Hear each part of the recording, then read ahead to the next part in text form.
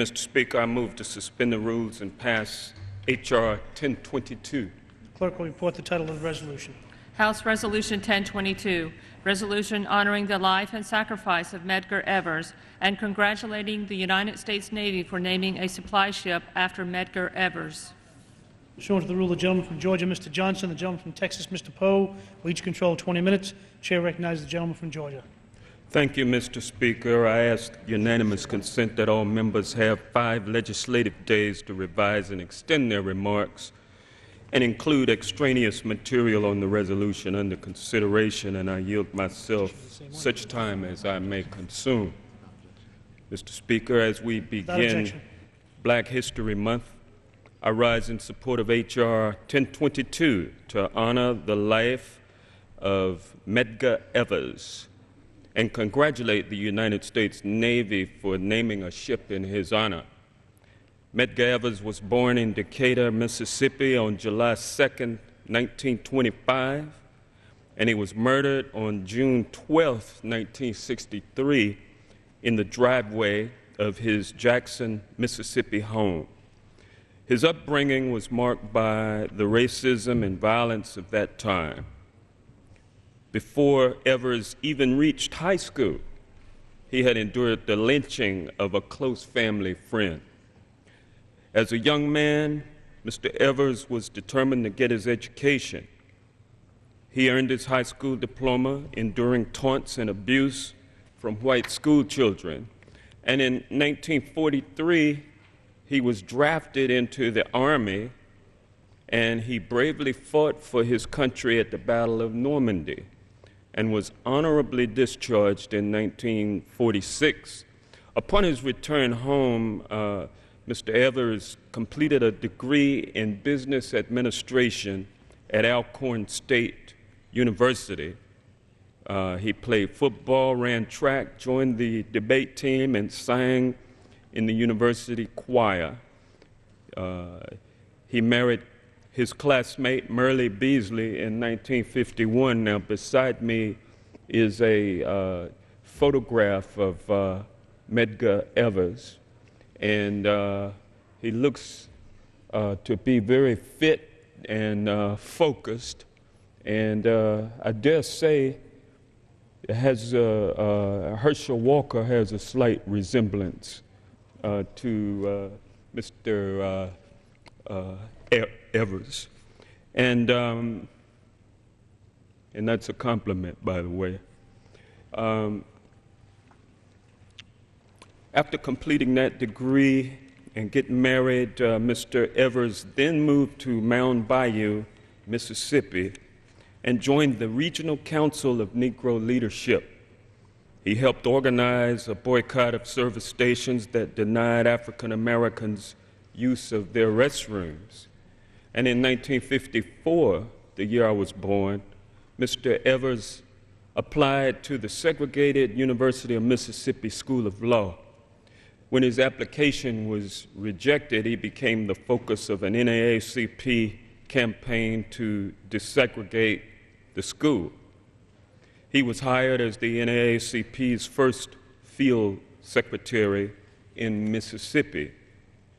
Mr. Evers was instrumental in desegregating the University of Mississippi and gained prominence through his work with the NAACP. As his fame and success grew, so did the danger that he faced. Death threats became commonplace, but he persisted. A true American pioneer. In May of 1963, a Molotov cocktail was thrown into the carport of his home, and then 5 days before his death, he was nearly run over by a car outside of an NAACP office.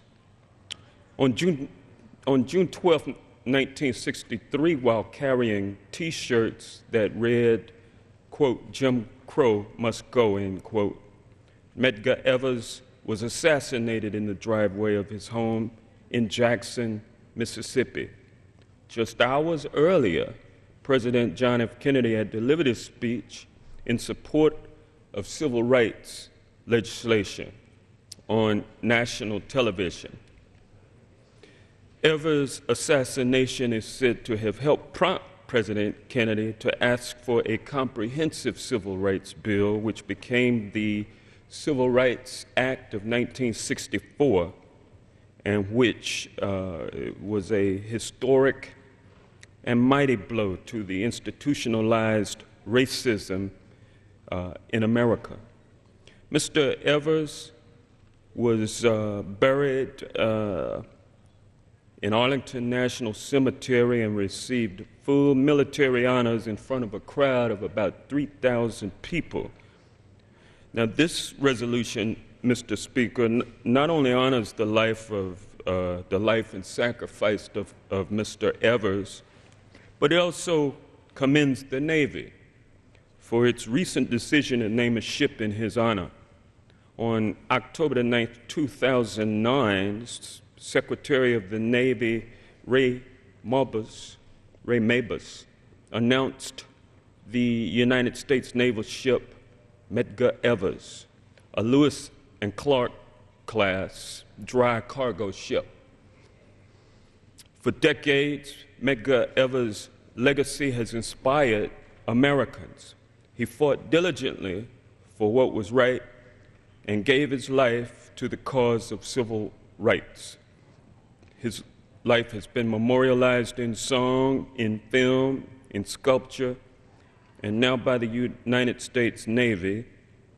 And I ask, Mr. Speaker, unanimous consent to insert at this point in the record an exchange of letters between House Judiciary Committee Chairman John Conyers and House Armed Services Committee Chairman Ike Skelton. I'm privileged to serve on both of these very important committees. Without objection. Without objection. So ordered. Thank you, Mr. Speaker. I urge my colleagues to support this important resolution, and I reserve the balance of my time. Gentleman from Texas.